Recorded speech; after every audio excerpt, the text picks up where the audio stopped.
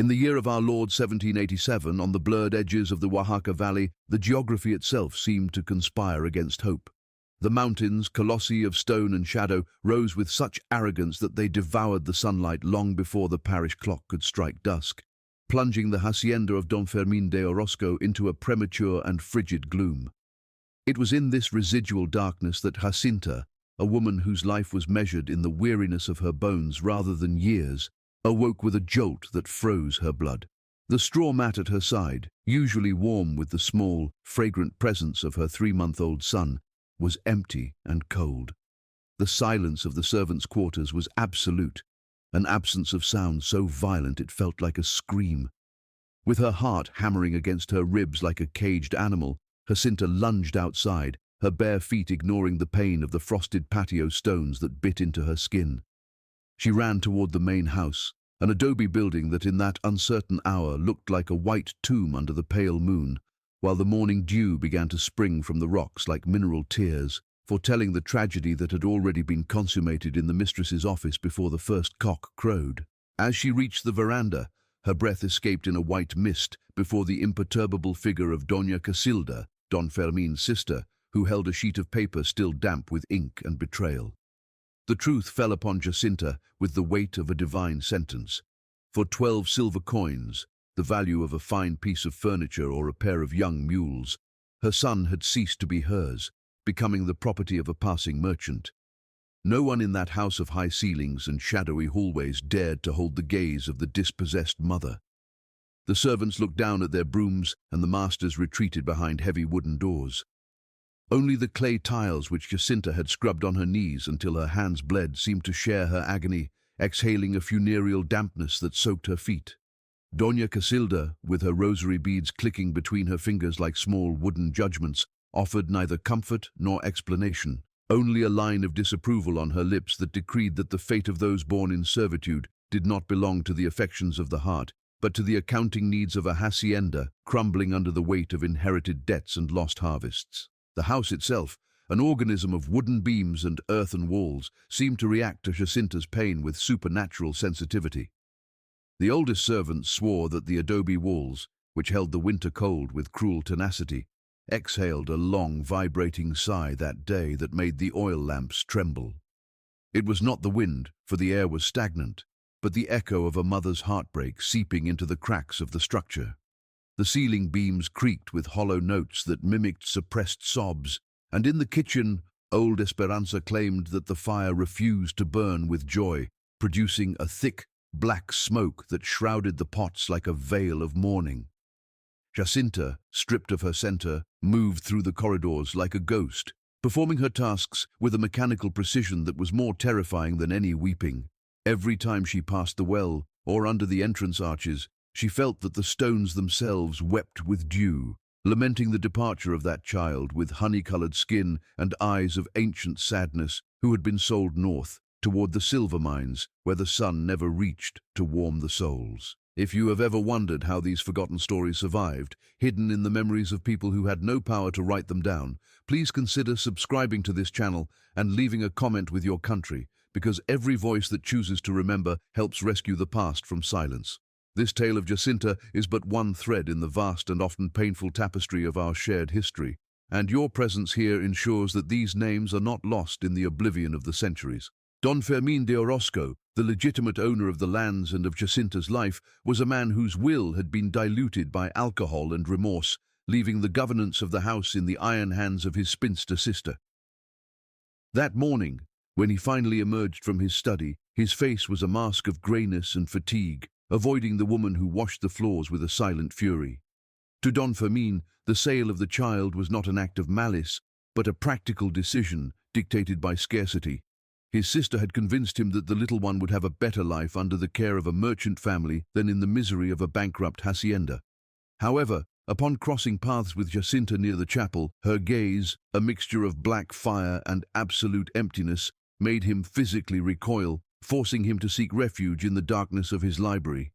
He knew, though he tried to deny it, that the order of his world was maintained upon the sacrifice of the weakest, and that the 12 silver pesos now resting in the family chest were stained with a blood that no prayer of Doña Casilda's could ever wash away. Jacinta's memory was not a garden of recollections, but a battlefield sown with absences. While her hands followed the monotonous rhythm of the washboard, her mind retreated to the days when her belly first began to swell, a burden she carried with the same resignation she used to carry firewood for the kitchen.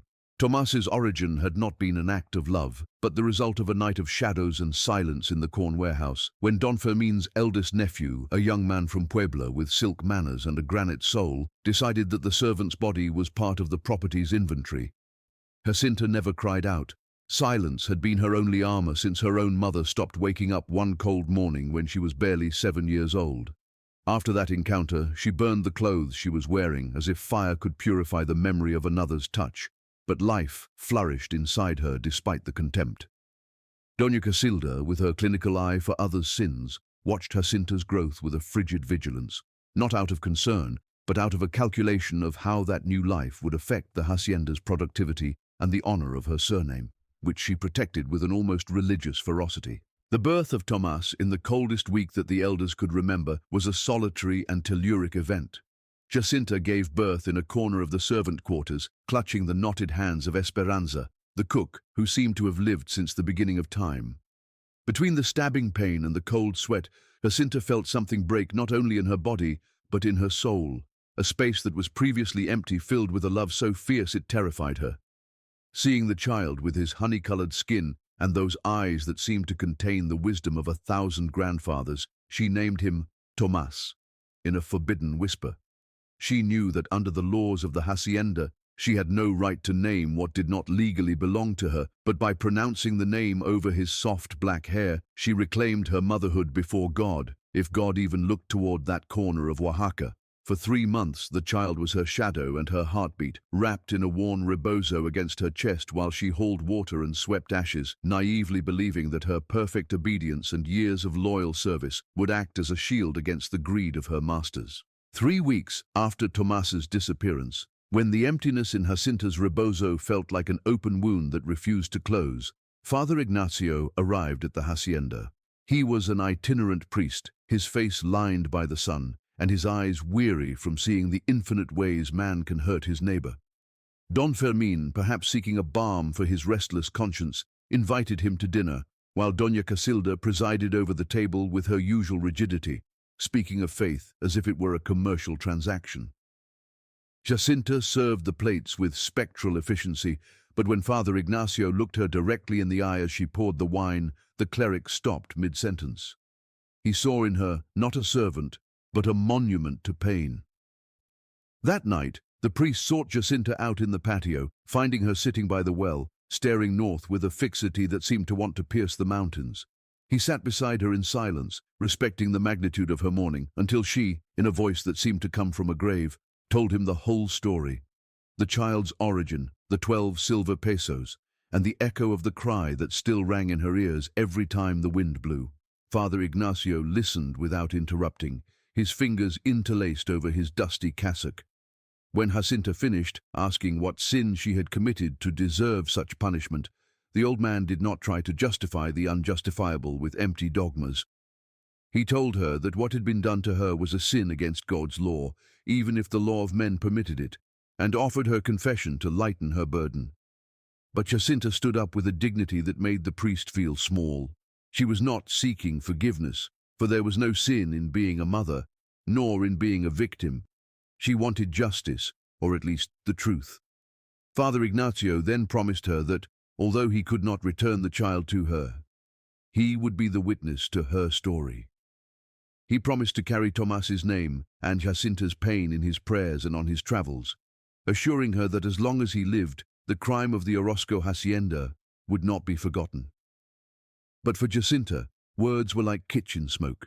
They rose and vanished, while the cold of the empty mat remained the only tangible reality in her universe of adobe and shadows. The priest's stay left a seed of unease in the house, but it did not change Jacinta's immediate fate. The days melted into one another in a procession of exhausting tasks. She became an expert in the art of present absence. Her body performed the cleaning labors with a perfection that bordered on the supernatural. But her soul seemed to be leagues away, following the trail of the mules that had taken her son north. Esperanza tried to feed her with pozole and words of comfort, speaking of how destiny sometimes takes us through dark paths to reveal a greater light, but Jacinta only found solace in the touch of the cold stones. Often, she caught herself caressing the walls of the main house, feeling the moisture seeping through the adobe, convinced that the house continued to weep with her.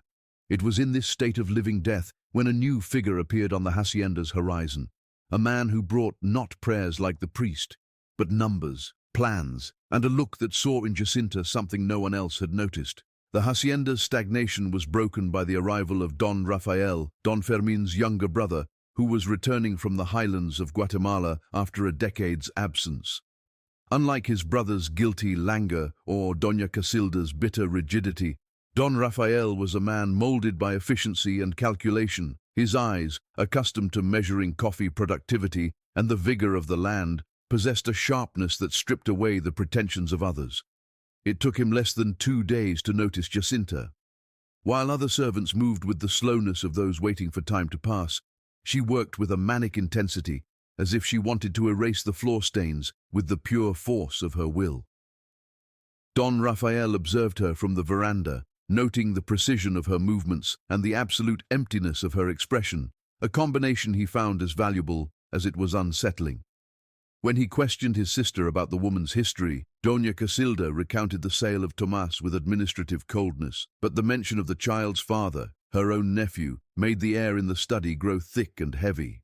Don Rafael was no saint, but he possessed a logic that his sister's cruelty completely ignored. He understood that a worker broken by pain is an engine that eventually fails. That night he sought Jacinta out in the dim light of the kitchen, where she scrubbed copper pots with a vehemence that sent sparks flying by candlelight. Without preamble, he asked her about the merchant, the color of the horse, and the exact direction the mules had taken that January morning. Jacinta, who no longer felt fear because she no longer had anything to lose, answered him with a factual clarity that surprised the man. She described the thin merchant, the scar on his cheek, the green rebozo wrapped around the child, and the Leon accent the man carried like a mark. Don Rafael listened in silence, crossing his arms over his travel doublet, and then told her something that made Jacinta's heart, which she believed had turned to stone, take a violent leap. He promised he would use his network of commercial contacts to locate the child, not out of charity, but because he considered the separation to have been an economic stupidity that wasted the potential of such a capable woman. Don Rafael's investigation moved with the speed of money and influence. 6 weeks later, a letter arrived from Puebla, confirming what Jacinta both feared and yearned for. Tomás was alive. The merchant had sold him for 18 pesos, 6 more than Doña Casilda paid, to a family of minor landowners named the Vélez near Cholula. The mistress of the house, having lost her own son to fever weeks earlier, had taken the baby in with a desperation bordering on devotion. The child was being raised as a son of the house, fed and cared for by strangers who erased Jacinta's name with every caress. Upon receiving the news, Jacinta did not fall to her knees. She stood motionless before the tortilla dough, feeling a cold rage rising in her throat.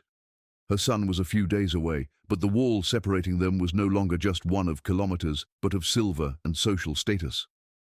Don Rafael explained the situation with brutal honesty. The Vélez family would not surrender the child of their own free will, and recovering him would cost at least 30 pesos, a sum the Orozco hacienda could not and would not afford. It was then that the negotiation took a turn that would mark the rest of Jacinta's life. Don Rafael, standing in the kitchen doorway, proposed a deal that was both a salvation and a new form of servitude. He was returning to Guatemala to expand his plantations and needed a trustworthy administrator, someone who could manage the house and the servants with the same iron hand she used to wash floors. If Jacinta agreed to sign an exclusive service contract for 10 years in foreign lands, he would personally pay Tomás's ransom and allow mother and child to travel south together. 10 years of your life for your son's life, he told her, letting the words hang in the air thick with smoke and spices. For Jacinta, the choice did not exist. 10 years of work were nothing compared to the eternity of silence she was condemned to in Oaxaca. That night, she sat once more on the edge of the well, looking at the indifferent stars, and made the decision to bind herself to a new master to buy the freedom to be a mother. The next morning, Jacinta entered Don Fermin's study, where her master and Don Rafael were reviewing account books that smelled of mold and failure. With a steady voice and a high gaze, she accepted the terms of the contract. Don Rafael, with almost surgical efficiency, drafted the legal documents transferring Jacinta's service to his name and began preparations for the journey. Meanwhile, Doña Casilda watched from the shadows with a sneer of contempt, unable to understand why her brother was wasting resources on a servant and her bastard. But the atmosphere at the hacienda had changed. The house, which for months had seemed to exhale a funereal sigh, now held an expectant silence. Jacinta began to pack her meager belongings, feeling that every step she took moved her away from the stones that wept dew and closer to the possibility of feeling Tomas's weight against her ribs again, never suspecting that destiny still held one last and cruel obstacle on the road north. In early May, when the first rains of the season began to lick the slopes of the Oaxaca Valley and the air grew heavy with the smell of wet earth, Don Rafael's expedition departed for the north. Jacinta traveled on one of the pack mules, with the 10-year contract sewn into the lining of her bodice, like an amulet of hope and servitude. The journey toward Cholula was a torture of mud and expectations. Every league traveled was a struggle against the impatience devouring her insides. Don Rafael, keeping his word with a businessman's coldness, had sent prior letters to the Velez family offering a generous sum for the child. However, the response they received upon arriving at an inn on the outskirts of Puebla was a blow more devastating than the lash. Mrs. Velez flatly refused to sell the infant. In her letter, written in elegant and perfumed calligraphy, she claimed the child was already part of her soul and that God's plan sometimes required painful sacrifices for biological mothers in pursuit of a better future for the offspring. The refusal of the Velez family transformed Jacinta's pain into something dark and sharp. Don Rafael, seeing that the woman might lose her mind or commit a folly that would jeopardize his investment, agreed to one last request. They would pass through Cholula before heading south, allowing her to see her son one last time, even if from the distance of strangers. They arrived at the church of Santa Maria Tonantzintla one Sunday morning, a temple that was a burst of mortar cherubs and stucco flowers, a place where heaven seemed to have descended to earth only to mock the misery of men. Jacinta took her place near the portal, covering her head with a dark rebozo, her heart pounding in her chest like a war drum. When the Velez family descended from their carriage, time stood still. There he was, Tomas, wrapped in white lace, held by a woman with pale skin and anxious eyes who cooed to him with a familiarity that tasted like poison to Jacinta. The child had grown, his features had sharpened, revealing a beauty that was the living image of his mother. In a sudden impulse that even Don Rafael's warnings could not contain, Jacinta stepped forward as the family crossed the church threshold. For one eternal second, her fingers brushed the baby's small hand hanging outside the embroidered blanket. Tomas turned his head, and his dark eyes, laden with that ancient sadness that had inhabited him since birth, locked onto Jacinta's. There was an ancestral recognition, an invisible thread that vibrated through centuries of oppression and silence. But Mrs. Velez, sensing the stranger's presence, clutched the child to her chest with an instinctive gesture of ownership and cast a look of suspicion at Jacinta that quickly transformed into a flash of guilt. Don Rafael intervened swiftly, gripping Jacinta's arm with necessary force and whispering urgent words about the guard and legal consequences. The church door closed behind the Velez family, leaving Jacinta in the atrium, her fingers still burning from the fleeting contact with her son's skin and the sound of the bells tolling for a loss that felt final. The return to camp was a descent into the hells of despair. Don Rafael, though firm in his decision to continue toward Guatemala, could not help but be moved by the absolute silence emanating from Jacinta. There were no screams or pleas, only a woman who seemed to have been emptied of all humanity. For 3 days and 3 nights, as they rode away from Cholula, Jacinta finally wept the tears she had held back since Oaxaca. They were sobs that did not belong to a single person, but seemed like the accumulated lament of all mothers who had seen their children torn from their arms by the right of property. She wept for the injustice of a God who allowed love to be bought with silver, and for the cruelty of a system that forced her to choose between the physical proximity of a void and distant servitude with the hope of return. Don Rafael rode beside her in respectful silence, allowing the mother's mourning to saturate the air of the road, understanding that this pain was the price she paid for the contract that now bound them. Upon crossing the border into the highlands of Guatemala, Jacinta's weeping ceased as abruptly as it had begun. What emerged from that sea of tears was not resignation, but a resolution of tempered steel. Her face became a mask of stone, her eyes wells of determination that intimidated even the most hardened foreman of the plantation. She had understood that to recover Tomas, or at least to be worthy of his memory, she had to become something more than a victim of circumstances. She had to become indispensable, powerful within her own chains. Don Rafael's plantation, with its slopes covered in coffee trees and its perpetual mists, became her new battlefield. Jacinta accepted her fate with a mechanical ferocity, knowing that every day of work, every squared account, and every order executed was one more step on the long and tortuous road back toward the sun that the glass of a church and the will of the powerful had denied her in Cholula. The 10 years of contract in the Guatemalan highlands were not a measure of time, but a geological transformation in Jacinta's soul. Under the shadow of the volcanoes, her figure became as essential to Don Rafael's plantation as the land itself. She became an administrator of implacable efficiency, a woman who governed the big house and the warehouses with a silence that commanded more respect than any whip. Don Rafael, fulfilling his part of the deal, granted her an autonomy that no other woman of her condition would have dreamed of, recognizing in her an intelligence sharpened by pain. Jacinta never forgot. Every dawn, before the mist rose from the coffee groves, she looked north, toward that invisible direction where Tomas was growing under a foreign name. The love she felt was no longer an open wound, but a constant, controlled ember that fed her will to survive the years of exile, accumulating every coin and every favor with the patience of one who knows that time, though slow, is the only judge that cannot be bribed by the silver of the Velez family. When the 10th year came to an end, news of Don Fermin and Doña Casilda's deaths arrived from Oaxaca like a whisper from a dead world. The hacienda of the Weeping Stones had been sold to cover debts, and the names of its former masters were beginning to be erased from collective memory. Jacinta received the news without joy or resentment. To her, those beings were only shadows that had tried to stop a river with their hands. However, shortly after, another letter arrived, this time with the seal of a carpentry workshop in Cholula. Opening it, Jacinta felt the mountain air grow thin. It was Tomas. He was 15 years old, and after Mrs. Velez's death, an old servant had revealed the truth about his origin, that he was not a child of silk and lineage, but of a woman named Jacinta, who had crossed mountains to touch his hand one Sunday morning. The letter, written in a dedicated apprentice's calligraphy, did not ask for money or forgiveness. It asked for an identity. He asked if she still existed, if the memory of that touch in the church was real, or an invention of his loneliness.